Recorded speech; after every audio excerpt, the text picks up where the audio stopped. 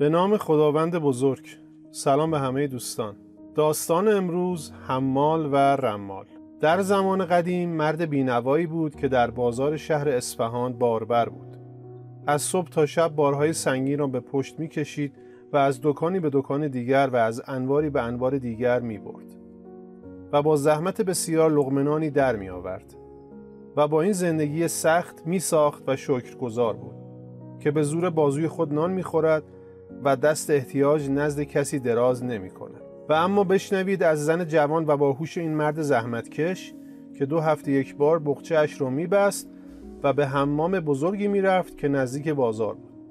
در یکی از همین روزها وقتی زن به حمام رسید و در رختکن بقچه اش را در گوشه گذاشت، یک وقت دید که در ورودی حمام باز شد و زنی با چادر زرق و برقدار ابریشمی وارد شد و یک دفعه همه دلاک های حمام که در رختکن نشسته بودند از جا بلند شدند و دویدند جلو و دور و بر او حلقه زدند و بقچه اش را گرفتند و در بالای رختکن جایی برای او باز کردند و چند نفر رفتند و برای این زن چایی و شربت و قلیان آوردند و آنقدر مجیز و تملقش را گفتند که زن آن باربر خیال می‌کرد که تازه وارد دست کم باید از زنان حرمسرای پادشاه باشد.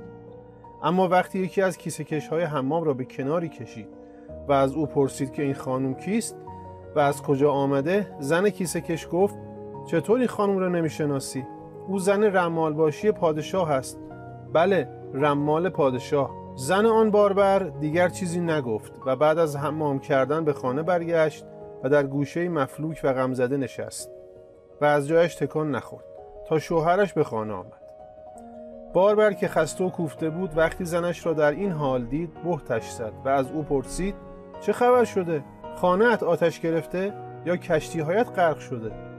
زن جوابش را نداد و بعد از 1 ساعت اصرار و پرسش عاقبت زن به حرف آمد و گفت امروز به حمام رفتم و دیدم که به زن رمال چه عزت و احترامی می‌گذاشتند. می‌گفتند شوهرش رمالباشی پادشاه است. وقتی پای آن زن به رختکن حمام رسید نمیدانی چه خبر بود. مثل آن بود که زن سوگلی پادشاه به حمام آمده. همه کیسه‌کش‌ها و دلاک‌ها مثل پروانه دور او چرخ می‌زدند. نمیدانی چه ناز و تکبری داشت. یکی برایش چای می‌ریخت، یکی برایش شربت. بقچه‌اش را بردند بالای دست همه و باز کردند و نمیدانی چه رخت و لباسی توی بقچه بود. همه زردوزی، همه مروارید دوزی، اما من در این پایین رختکن نشسته بودم و با حسرت نگاه می‌کردم و هیچ کس محل سگ به من نمی‌گذاشت. مرد باربر خندید و گفت زن، وقتی دیدم آنطور غمزده و بدبخت در آن گوشه نشسته ای 1000 جور فکر و خیال به سرم زد. اینکه غم و غصه ندارد. در این دنیا هر کس جاه و مقامی دارد. شوهر تو حمال است و شوهر آن زن رمال. از قدیم گفتند هر کسی را بهر کاری ساختند. زن گفت جانم، عزیزم، اشتباه تو در همین جاست که خیال میکنی باید تا آخر عمر حمال باشی و حمال باقی بمانی و از صبح تا شب مثل حیوان بارهای سنگین را بگذاری روی دوشت و از این سر بازار ببری به آن سر بازار. اما اگر یک ذره هوش و حواست را به کار بیاندازی و یک جو همت به خرج بدهی، از همین فردا صبح میتوانی شغلت را عوض کنی و بگویی من رمالم نه حمال. قول میدهم در ظرف چند روز کارت سکه بشود و همین رمال پادشاه بیاید و جلوی تو لنگ بندازد و آن وقت توی حمام همه جلوی من دولا و راست میشوند و بقچه‌ام را بالای دست همه جا میدهند. مرد باربر گفت مثل این که حواست جمع نیست. رمالی کار آسانی نیست. باید عالم بود، باید طالع بین بود، باید فالگیری و رمل بلد بود، باید آینده را پیش بینی کرد. من که حتی از 1 ساعت بعد خودم خبر ندارم چطور میتوانم رمال باشم؟ اما زن دست بردار نبود و با این حرفها قانع نمیشد و میگفت بی خود نیست که حمال شده ای. برای اینکه حاضر نیستی 1 روز فکر ساب مرده‌ات را به کار بیاندازی. رمالی 1000 بار از حمالی آسانتر است. فقط باید وسایل کار را فراهم کنی. این هم خیلی ساده است. فردا صبح کوله پشتی و چرخ دستی و وسایل کار حمالی را می فروشی و با پول آن ابزار شغل رمالی را تهیه می کنی. من 1 جفت گوشواره طلا دارم و چند تا دستبند نقره و مقداری خرت و پرت. که همین فردا همه را می‌فروشیم. با پول آن یک دکان در گوشه اجاره می‌کنی و روی یک دوشکچه می‌شینی و منتظر مشتری می‌مانی. مرد باربر گیج و مبهوت شده بود و زن جزئیات کار را برای او شرح می‌داد. شوهر عزیز، از پیشگویی و طالع بینی هم نترس. مثل بقیه فالگیرها و رمالها هر چیز بی‌معنی و مهملی که به فکرت رسید پشت هم ردیف کن و تحویل مشتری بده. از قدیم گفتند تا احمق در جهان است مفلس در نماند. شاید اول کار کمی مشکل باشد، اما مدتی که گذشت در حقه بازی و پشت هم اندازی میشوی استاد و اسم تو سر زبانها میافتد و هر مزخرفی که بگویی مردم باور میکنند. مرد باربر هنوز خیلی تردید داشت و خیال میکرد این کار شدنی نیست. اما زن او بعد از آنکه جزئیات کار را برای او شرح داد، حرف آخرش را زد و گفت یا آنکه از فردا رمال میشوی و من هم میشوم زن جناب رمال باشی، یا آنکه همین فردا صبح طلاقم میدهی و من هم میروم خانه مادرم. و مرد حمال با آنکه از عاقبت این کار میترسید به خاطر زنش که او را از ته دل دوست میداشت حرف او را قبول کرد و صبح روز بعد وسایل کار حمالی را فروخت و زنش از طرف دیگر گوشواره طلا و خردوریزهای نقره‌ای خود را به پول تبدیل کرد. و آن مرد باربر که پولی به دستش آمده بود اول به دکانی رفت که وسایل و ابزار رمل می‌فروخت و تاس‌ها و صفحه فلزی مخصوص رمل را که شماره‌ها و نقش‌های مخصوصی داشت خرید و بعد از آن در شهر راه افتاد و پرسون و جویان دکانی را در یک جای دوردست برای کار خود مناسب دید و آن را اجاره کرد. حصیر پاره‌ای از خانه آورد و کف آن انداخت و روی تشکچه‌ای در بالای دکان نشست و صفحه رمل را جلوی خود گذاشت و تاس‌ها را به دست گرفت و منتظر مشتری بود، بی آنکه از رمل سررشته‌ای داشته باشد و از طالع بینی چیزی بداند. و گاهی در دل به زن لجباز خود نفرین می‌کرد که او را به چنین کاری واداشته که عاقبتش را نمی‌دانست و حتی می‌ترسید که حرف‌های بی‌ربطی بزند و سر خود را به باد دهد. اما در این فکرها بود که یک دفعه 4 نفر خنجر به کمر و با سر لباس خاک آلود وارد شدند و رو در روی او نشستند و سرکرده آن 4 نفر به زبان آمد و گفت رمال باشی و طالع بین عزیز، مرگ و زندگی ما به دست توست. ما در جستجوی قاتل گمشده کاروان هستیم. کاروان ما از جای دوری چندین خروار طلا و نقره و چیزهای قیمتی را می آورد که به خزانه پادشاه تحویل بدهد. تا نزدیک اصفهان بی هیچ حادثه‌ای آمده ایم، اما در اینجا ناگاه متوجه شدیم که قاطری که 2 کیسه بزرگ پر از نقره بارش بود گم شده. هرچه دور و بر را گشتیم اثری از او پیدا نکردیم. به ما رحم کن طالع بین عزیز. اگر قاطر گم شده پیدا نشود پادشاه به هیچ کدام از ما رحم نمی کند و همه ما را که مسئول این کاروان بودیم به دست میرغضب می سپارد. رمال بند دلش پاره شد. ترس به جانش افتاد، به خودش فشار می آورد که آن 4 مرد متوجه ترس و اضطراب او نشوند. صفحه رمل را پیش کشید و چند بار تاس‌ها را روی صفحه ریخت، اما چیزی سر در نیاورد. به کاروان سالار و همراهانش نگاه کرد و دید که کوچکترین حرکات او را زیر نظر گرفتند و از او جواب می‌خواهند. چاره جز این ندید که حرف‌های بی‌ربطی پشت هم ردیف کند و به آنها بگوید و عاقبت بعد از چند دقیقه که چشمهایش را بست و فکر کرد به حرف آمد و گفت همین از سایه بروید و 2 من نخوچی کشمیش بخرید و آنها را 4 قسمت کنید و هر کدام یک قسمت را بردارید. آن وقت 4 نفری در یک صف مستقیم پشت سر هم و با فاصله چند متری حرکت کنید. نفر اول در قدم اول یک نخوچی باید بخورد، نفر دوم یک کشمش، نفر سوم یک نخوچی و نفر چهارم یک کشمش و دفعه بعد برعکس نفر اول یک کشمش میخورد و نفر دوم یک نخوچی و الی آخر.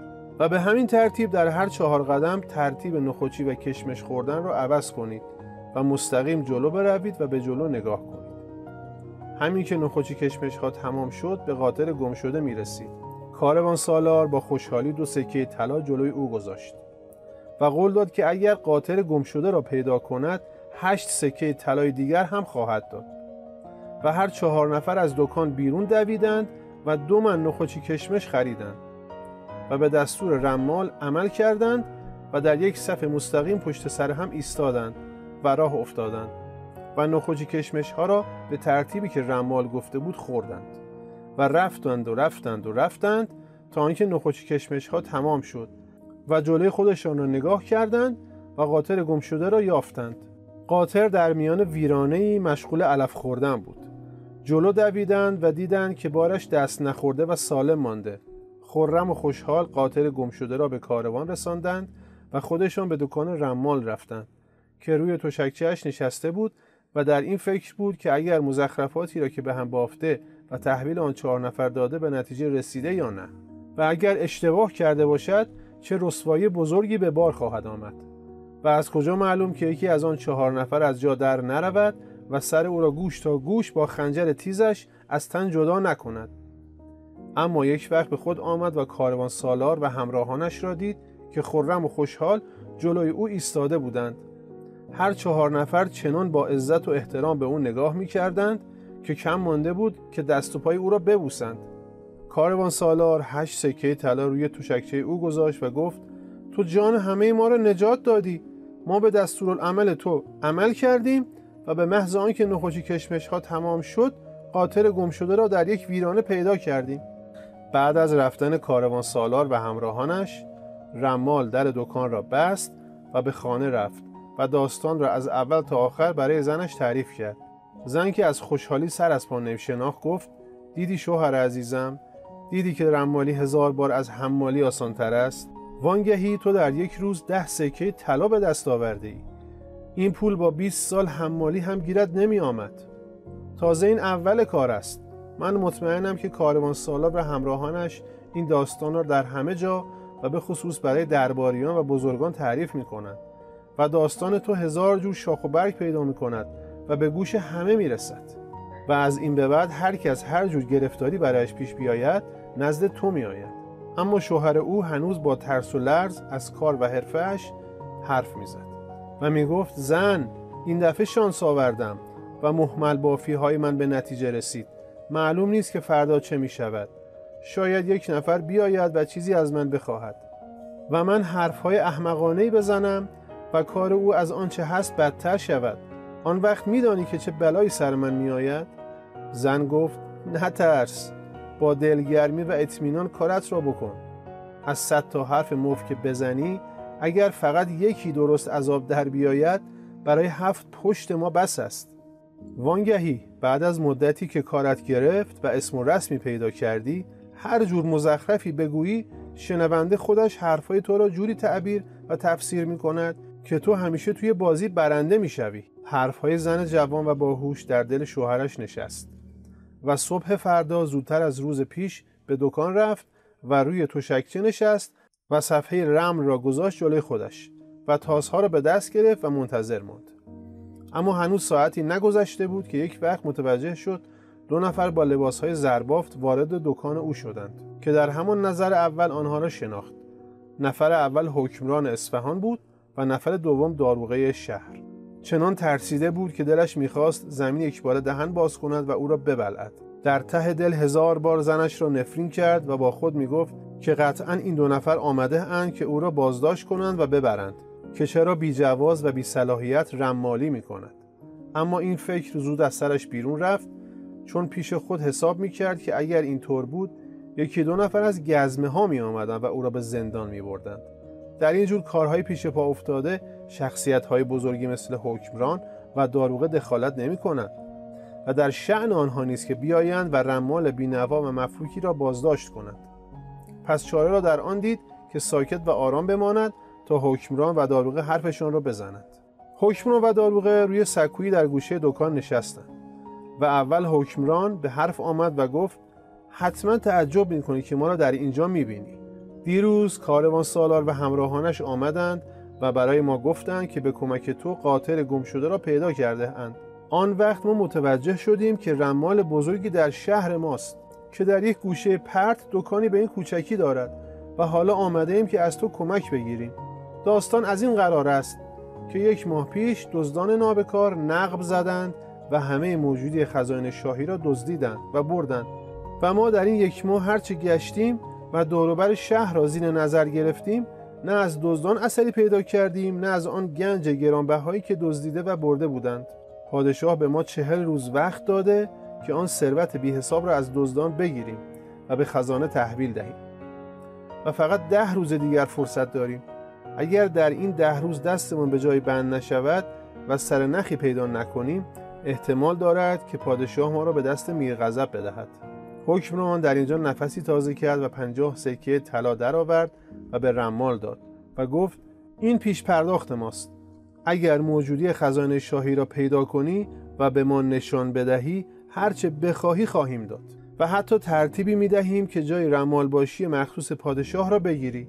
رمال با آنکه مضطرب بود و هراسان که مبادا دروغی بگوید و سرش بالای دار برود، خودش را آرام و بیخیال نشان میداد و برای آنکه فرصتی داشته باشد که بتواند مهملاتی به هم ببافد و به حکمران و داروغه بگوید، به آنها گفت تا فردا به من مهلت بدهید. فردا صبح در همین ساعت بیایید، بلکه بتوانم خبر خوشی به شما بدهم. حکمران و داروغه خوشحال و امیدوار از آنجا بلند شدند و رفتند و رمال را با غم و غصه هایش تنها گذاشتند. رمال بعد از رفتن آنها حالش را نمیفهمید. 1000 جور فحش و ناسزا نثار خودش کرد که نفهمیده و نسنجیده پایش را از گلیم خودش درازتر کرده و دکان رمالی باز کرده و حالا باید جواب حکمران و داروغه را بدهد و مخفیگاه دزدان و موجودی خزانه شاهی را پیدا کند و حسرت روزهایی را می‌خورد که حمالی می‌کرد و بارهای سنگین را از این سر بازار به آن سر می‌برد و چند درهمی در می‌آورد و با زن و بچه اش می‌خورد و شبها آسوده می‌خوابید. اما بشنوید از دزدان خزانه شاهی که در همه جا مراقب بودند و آن روز هم سایه به سایه حکمران و داروغه تا دم دکان رمال رفته بودند و همه حرفهای حکمران و داروغه را با رمال شنیده بودند. سرکرده دزدان که شنیده بود این رمال عجیب چقدر ساده و آسان قاتل گم شده را پیدا کرده و داستان نخوچ کشمش را چندین نفر با 100 جور شاخ و برگ برای او تعریف کرده بودند، وقتی در چند قدمی دکان رمال صدای او را شنید که به حکمران و داروغه میگفت که فردا صبح بیایند تا خبرهای خوبی به آنها بدهد. چند نفر از دزدها را که همراهش بودند به گوشه کشید و گفت رفقا، این رمال را دست کم نباید گرفت. از کار دیروزش پیداست که از همه چیز با خبر است و حتی میداند که ما کی هستیم و کجا هستیم و موجودی خزانه را کجا مخفی کرده ایم. باید صبر کنیم تا از دکانش بیرون بیاید و سایه به سایه او برویم و ببینیم که چه کار می کند و کجا می رود. غافل از اینکه رمال بینوا چنان خودش را باخته بود که اگر از ترس زنش نبود 2 پای دیگر قرض می گرفت و از اصفهان به آن سر دنیا فرار می کرد و تنها امیدش این بود که به خانه برود و با زن جوان و هوشمندش مشورت کند، بلکه راهی برای فرار از این مخمصه پیدا کند. به همین علت هم زودتر دکانش را بست و آهسته آهسته به طرف خانه‌اش به راه افتاد. از بس توی فکر بود چند بار نزدیک بود پایش به سنگ و کلوخ گیر کند و سکندری بخورد و به زمین بیفتد. اما سرکرده دزدان و همراهانش که سایه به سایه او می‌رفتند خیال می‌کردند که او در خیالات و افکار خودش فرو رفته است تا بتواند از همه اسرار جهان سر در بیاورد. و رمال همچنان می‌رفت و در هیچ کجا مکث نمی‌کرد جز چند دقیقه‌ای که در کنار بساط یک میوه فروش کمی انجیر خرید و از آنجا یک راست به خانه رفت و دزدان همه دنبال او رفتند و نزدیک خانه او در گوشی در تاریکی منتظر ماندند. رمال که از هیچ کجا خبر نداشت همچنان متفکر و مضطرب به خانه رسید، اما زنش با روی خوش از او استقبال کرد و رمال انجیرهایی را که خریده بود به دست او داد. زن فرصت نداد که شوهرش از بخت بد خود گلایه کند. با شادی و شیرینی به او گفت عزیز دلم، جسم و روح من، شوهر محبوبم، بگو ببینم امروز چقدر درآمد داشتی؟ رمال گفت باور نمی کنی اگر بگویم 50 سکه طلا نصیبم شده. زن خندید و گفت عزیزم جانم، بی خود و بی جهت نبود که اصرار کردم دست از حمالی برداری و رمال بشوی.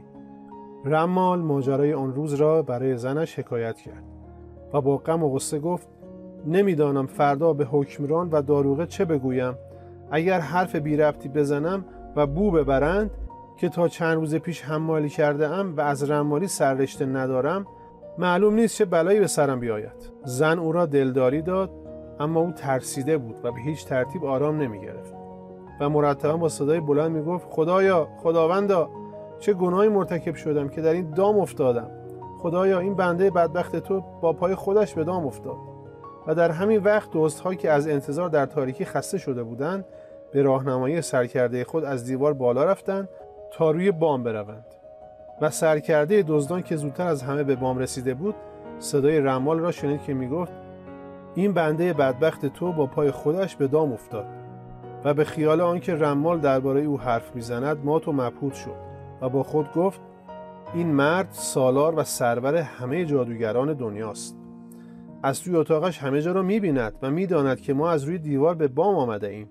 و رمال بیخبر از آنچه در بالای بام خانه او می‌گذشت نگاه می‌کرد به زنش که انجیرها را به جای آنکه دانه دانه توی دهان بگذارد دوتا و پشت سر هم می‌خورد و در واقع می‌بلعید.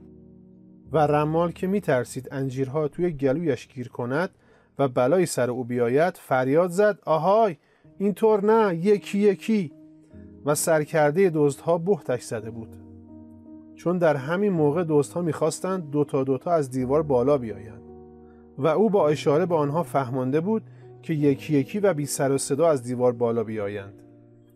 و دیگر برای او شکی نمانده بود که رمال از جزئی ترین مسائل خبر دارد و چاره را در این دید که با همراهانش قضایی را در میان بگذارد.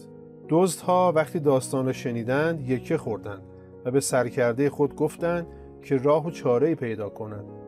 سرکرده دزدان فکری کرد و گفت با این رمال که همه چیز را می‌داند نمی‌شود در افتاد. اگر دیر به جنبیم فردا صبح همه چیز را به آنها نشان می‌دهد و همه ما را می‌برند کنج زندان و بعید نیست که چند نفر از ما را دار بزنند. چاره این است که با خود او معامله‌ای بکنیم و دست کم خود ما را از این مخمسه نجات بدهیم. حرف توست. هر کاری که مصلحت میدانی بکن. سرکرده دزدان از روی بام پرید توی حیاط و فریاد زد آهای صاحب خانه. رمال صدای او را شنید و با ترس و لرز از اتاق بیرون دوید و گفت آنجا چه خبر است؟ کی آنجاست؟ سرکرده دزدان جلوتر آمد. رمال هیکل غولاسای او را دید و نزدیک بود از ترس قلبش از کار بیفتد. اما پیش از آن که چیزی بگوید سرکرده دزدان گفت رمال عزیز، میدانیم که تو از همه چیز خبر داری، اما بگذار بگویم که من رئیس دزدها هستم. ما 40 نفریم. ما بودیم که نقب زدیم و هرچه در خزانه بود بردیم و همه را در خرابه پای دیوار جنوبی باغ مسعود بیک زیر خاک پنهان کردیم. حالا آمدم با تو معامله‌ای بکنم. ما حرفی نداریم که موجودی خزانه را تحویل بدهیم به شرطی که تو نشانی ما را به حکمران و داروغه ندهی و فعلا برویم پی کار و کسبمان تا بعداً ببینیم چه می شود. رمال که گیج و متحیر بود بیان که به روی خود بیاورد که از حرفهای او چیز زیادی نفهمیده با این معامله موافقت کرد و سرکرده دزدان و همراهانش از او تشکر کردند و راهشان را گرفتند و رفتند. زن رمال که همه چیز را از توی اتاق شنیده بود وقتی شوهرش را گیج و حیران در کنار خود دید گفت حالا فهمیدی که حق با من بود؟ کم کم همه باورشون می شود که تو از همه چیز خبر داری و خودشان را لو می دهند و اگر حوصله کنی و کمی هوش و استعداد داشته باشی خود به خود همه قضایا حل می شود. از همین حالا مثل آفتاب برایم روشن است که شوهر من می شود رمال باشی پادشاه و من هم می شوم بانی محترم جناب آقای رمال باشی و توی رختکن حمام بخچه‌ام را بالای همه بخچه ها جا می دهند و همه کیسه کش ها و دلاک های حمام جلوی من دولا و راست می شوند. صبح فردا رمال به دکان خود رفت. ساعتی بعد حکمران و داروغه آمدند و رمال اول از آنها قول گرفت که با دزدان کاری نداشته باشند و نام و نشانی دزدان را از او نپرسند و بعد جای دقیق مخفیگاه گنجینه به سرقت رفته را گفت و چند ساعت نگذشت که ماموران گنجینه را پیدا کردند و به خزانه منتقل کردند و رمال چند صد سکه طلا نصیبش شد و نام او را بر سر زبانها انداخت و دیگر کسی در شهر نبود که این رمال عجیب را نشناسد و در هر گوشه شهر قصه و حکایتی از کارهای شگفت‌انگیز او نقل می کردند. قصه ها و حکایاتی که روح رمال از آن خبردار نبود و کم کم همه معتقد شده بودند که هیچ چیز در دنیا نیست که این رمال از آن بی اطلاع باشد و این قضایا به گوش پادشاه هم رسیده بود به همین علت چند روز بعد که انگشتر گرانبهای دختر پادشاه گم شد و رمال باشی مخصوص دربار نتوانست چیزی درباره آن بگوید، رمال را خبر کردند و بردند به حضور پادشاه. پادشاه و درباریانش در تالار بزرگی جمع شده بودند و دختر پادشاه در سمت راست تخت زرین پادشاه ایستاده بود. پادشاه رو کرد به رمال و گفت: من انگشتر دخترم را از تو می‌خواهم. شنیدم که از همه اسرار خبر داری. حالا وقت امتحان است. وانگهی دخترم با آنکه زر و زیور فراوان دارد به این انگشتر علاقه‌مند است و میگوید هر وقت این انگشتر را در انگشت خود می‌بیند احساس آرامش می‌کند. حالا که قضیه روشن شد به ما بگو انگشتر کجاست؟ کی آن را دزدیده؟ کی آن را دزدیده؟ چه کسی آن را برداشته و کجا پنهانش کرده؟ رمال در وسط تالار ایستاده بود و گیج و بهت زده اطراف را نگاه می‌کرد و در دل خودش زنش را نفرین می‌کرد که چرا فریب خورده و خودش را گرفتار کرده است و یقین داشت که این بار اگر حرف بی‌معنی و احمقانه‌ای بزند مچش باز خواهد شد و شهرت افسانه‌اش برباد خواهد رفت. پادشاه که طاقت صبر کردن نداشت و عادت کرده بود که وقتی حرف میزند فوراً جواب بشنود، سر او داد کشید و گفت: پس چرا حرف نمیزنی؟ انگشتر گم شده دخترم کجاست؟ رمال باز هم ساکت ماند و حیران و گیج به اطرافش نگاه میکرد. اول سمت راستش را نگاه کرد و بعد سمت چپ را و به سقف تالار و به کف تالار چشم دوخت و نگاهش به سوراخ کوچکی در میان دو تا از سنگ فرش‌های کف تالار خیره شد. پادشاه با صدای بلندتر فریاد زد: آهای! چرا ماتت برده؟ حرف بزن! انگشتر دخترم کجاست؟ رمال که بیش از این نمیتوانست ساکت بماند سرش را بلند کرد و گفت: قربانت کردم، من چیزی نمیبینم جز یک سوراخ. هنوز این حرف از دهانش بیرون نیامده بود که ناگاه دختر پادشاه از خوشحالی فریاد کشید و گفت: رمال درست میگوید، حالا یادم آمد. دیروز که میخواستم حمام بروم انگشتر را درآوردم و گذاشتم توی شکاف دیوار و از تالار بیرون دوید و چند دقیقه بعد برگشت و انگشتر را به همه نشان داد و حاضران رمال را تشویق کردند و دختر پادشاه از او تشکر کرد و پادشاه رو کرد به او و گفت: از این به بعد رمال مخصوص من تو هستی. معلوم می شود آنچه درباره تو میگفتند حقیقت داشته و از حالا به بعد در همه جا همراه و ملازم من خواهی بود و هر جا که باشم می توانی بی اجازه نزد من بیایی و اگر مطلب مهمی به نظرت رسید به من بگوی. و از آن روز به بعد حمال قصه ما شد رمال باشی مخصوص پادشاه و زن جوان و باهوش او شد بانوی محترم رمال باشی و هر وقت که به حمام میرفت بخچه‌اش را بالای همه بخچه‌ها جا میدادند و جلوی او دولا و راست میشدند. اما قضایا در همینجا تمام نشد. رمال باشی هر روز هنر تازه‌ای نشان میداد و در دستگاه پادشاه عزت و احترامش بیشتر میشد و پادشاه به وجود او افتخار میکرد و میگفت بهترین رمال دنیا را من دارم و او را همه جا دنبال خود میبرد. روزی از همین روزها پادشاه به شکار رفت و رمال باشی را همراه خود به شکارگاه برد.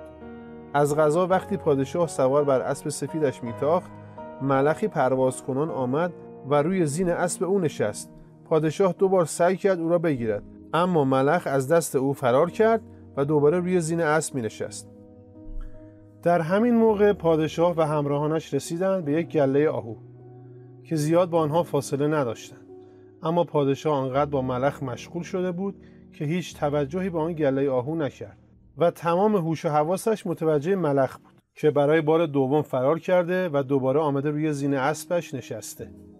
و این بار پادشاه حواسش را بیشتر جمع کرده و با یک حرکت سریع ملخ را گرفت و آنقدر خوشحال شده بود که به فکر افتاد یک بار دیگر رمال باشی جدید خود را امتحان کند و برای این منظور دهنه اسب را کشید و مکسی کرد و رمال باشی را که سوار اسب بود و همراه او می آمد صدا زد و گفت: آی رمال باشی، من چه چیز توی دستم پنهان کردم؟ اگر بگویی میفهمم که تو از همه اسرار غیب خبر داری. رمال باشی رویش را برگردان تا پادشاه متوجه رنگ پریدگی او نشود و در همین حال با خودش فکر میکرد که اگر مهملی به هم بافد و به شاه تحویل بدهد احتمال دارد که پادشاه او را از مقام والای رمال باشی مخصوص خلع کند و در دل به زنش بد میگفت که این گرفتاری دائم را برایش درست کرده و آنقدر مایوس شده بود که در وصف حال خودش به فهمی نفهمی زمزمه میکرد: ملخک ملخک، 1 بار جستی ملخک، 2 بار جستی ملخک. بار سوم توی خشت آهنین پادشاه گیر افتادی. پادشاه که زمزمه او را شنیده بود فریاد زد: آی چه میگویی؟ با صدای بلندتری حرف بزن. رمال باشی دل به دریا زد و با ترس و لرز گفت: عرض کردم ملخک، آی ملخک، 1 بار جستی ملخک، 2 بار جستی ملخک. دفعه سوم در مشت آهنین پادشاه گیر افتادی. پادشاه فریاد زد: آهای وزیر اعظم کجایی؟ به خزانه‌دار بگو دهان این مرد را از طلا و جواهر پر کنند. و در همین حال مشتش را باز کرد و ملخی که در چنگ او گیر افتاده بود به بیرون پرید و رمال باشی در این میان دهانش از تعجب باز مانده بود و تازه میفهمید که آنچه در وصف حال خود گفته بود پادشاه طور دیگری تعبیر و تفسیر کرده و به حساب ملخ گرفتن خودش گذاشته بود. این قضیه باعث شد که مقام و عزت رمال باشی باز هم بالاتر رفت و به فرمان پادشاه خانه‌ای در جوار قصر به او دادند که با زن جوان و هوشمند خود زندگی کند و همیشه نزدیک و در دسترس باشد. و این زن که یک روز آرزو می‌کرد بقچه‌اش را در رختکن حمام بالاتر از همه بقچه‌ها جا بدهند، با زنان درباری به بهترین حمام شهر می‌رفت و گاهی دستور می‌داد که حمام را برای او قرق کنند و 2 کنیز خوش سر و لباس بقچه‌ها و اسباب حمام او را روی سرشان می‌گذاشتند و دنبال او می‌رفتند و با این ترتیب رمال باشی ثروت زیاد و دم و دستگاهی پیدا کرده بود و بیشتر اوقات انیس و مونس شخص پادشاه بود. اما هرچه ثروت و جاه و جلال رمال باشی بیشتر میشد بیشتر میترسید که مبادا یک وقت اتفاقی بیفتد و او بند را آب دهد و آبروی حیثیتش برباد برود و از آن بالا با سر به زمین بخورد. و حتی گاهی با خودش میگفت که 1 ساعت نیست که خیالم آسوده باشد، روزها دلواپسم و نگران و شبها خواب و آرام ندارم. ای کاش دوباره حمال میشدم و 1 لقمه نان در میآوردم و با خیال آسوده میخوردم و شبها راحت میخوابیدم. و زنم بخچه‌اش را در حمام محله پایینتر از همه در رختکن باز میکرد و مرا به این مقام نمیرساند که مدام با آتش بازی میکنم. رمال باشی شب و روز خودش را میخورد و کم کم ترس و نگرانی طوری به جان او افتاد که یک روز به فکر افتاد خودش را به دیوانگی بزند تا قبل از آن که آبرو و اعتبارش از بین برود و رسوایی به بار بیاورد و از دربار بیرونش کنند و به گوشه‌ای بفرستند که دور از این های و هوی و زرق و برق با خیال آسوده زندگی کند.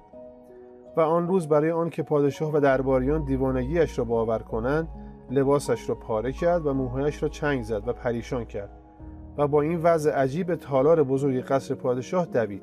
پادشاه که در میان درباریانش روی تخت زرین نشسته بود وقتی چشمش به رمال باشی افتاد تعجب کرد و میخواست چیزی بگوید، اما رمال باشی به او فرصت نداد و فریاد زنان جلو دوید و به پادشاه حمله برد و تاج او را از سرش برداشت و به زمین پرتاب کرد.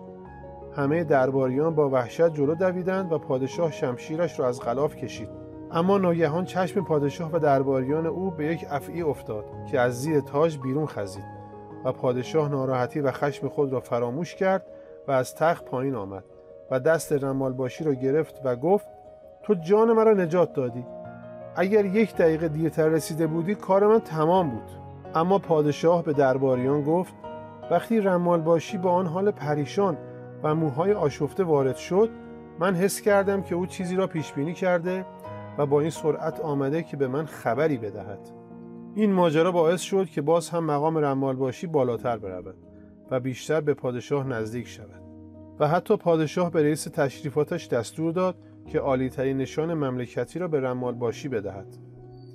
اما رمال باشی نگرانی و ناراحتیش بعد از این ماجرا بیشتر شد و به فکر افتاد که 1 بار دیگر ادای دیوانه ها را درآورد، بلکه پادشاه او را از خدمت معاف کند و دست از سر او بردارد و مطمئن بود که این دفعه بی تردید موفق خواهد شد. رمال باشی می‌دانست که هر روز صبح پادشاه بعد از بیدار شدن از خواب در حوضچه‌ای که در گوشه‌ای از قصر درست کرده بودند خودش را شستشو می‌دهد و درست در همین موقع از خانه خودش که در جوار قصر بود لباسهایش را کند و حوله‌ای به خودش بست و بیرون دوید و وارد قصر شد. نگاهبانان قصر به همدیگر می‌گفتند رمال باشی دیوانه شده، ولی هیچ کس جرئت نمی‌کرد جلوی او را بگیرد. رمال باشی با همین وضع دوان دوان خودش را به حوضچه‌ای رساند که پادشاه در آن شستشو می‌کرد و دست‌های پادشاه را گرفت و او را از حوضچه بیرون آورد و بغلش کرد و از آنجا بیرون آورد و در گوشه او را به زمین گذاشت. رمال باشی یقین داشت با این عمل پادشاه و درباریانش به دیوانگی او رأی می‌دهند و از دربار بیرونش می‌اندازند. اما در همین موقع سقف بالای آن حوضچه فرو ریخت و پادشاه که بهت و تحسین به رمال باشی نگاه می‌کرد به رمال باشی نگاه می‌کرد به او گفت: یک بار دیگر جان مرا نجات دادی. من دوستی بهتر از تو ندارم. و رمال باشی که میدید همه نقشه‌هایش نقش براب شده، نزدیک بود زیر گریه بزند. همه درباریان دور رمال باشی حلقه زده بودند و از او تشکر می‌کردند که یک بار دیگر جان پادشاه را نجات داده و با این ترتیب برای پادشاه و درباریان او شکی باقی نمانده بود که رمال باشی از همه اسرار غیب خبر دارد و در پیشبینی وقایع هیچ کس به گرد او نمی‌رسد. و پادشاه میگفت که رمال باشی مخصوص من فقط یک پیشگو نیست، بلکه یک قهرمان و یک فرد شجاع هم هست. از این به بعد او باید همیشه در کنار من باشد. در دربار من از او وفادارتر و فداکارتر وجود ندارد. من باید در همه کارها با او مشورت کنم. پادشاه رمال باشی را مشاور مخصوص خود کرد، اما رمال باشی که فهمیده بود حتی با دیوانه بازی هم نمیتواند از دست سرنوشت خود فرار کند و از تشویش و اضطراب دائمی رها شود، از قصر بیرون آمد و سر به کوه و صحرا گذاشت و از آن به بعد هیچ کس از او خبری پیدا نکرد و حتی زن باهوش و هوشمند او چندین سال در شهرهای دور و نزدیک در جستجوی او بود و به نتیجه‌ای نرسید. پایان داستان حمال و رمال. دوستای عزیز، خسته نباشین. خیلی ممنون که تا آخرین ویدیو همراه من بودین. امیدوارم که لذت برده باشین. اگر که از این ویدیو خوشتون اومده و از نوع محتوای اون، حتما سابسکرایب کنید و دکمه زنگوله رو هم حتما بزنید که از جدیدترین ویدیوهای کانال با خبر بشید. تا ویدیوهای بعدی از همتون خداحافظی میکنم.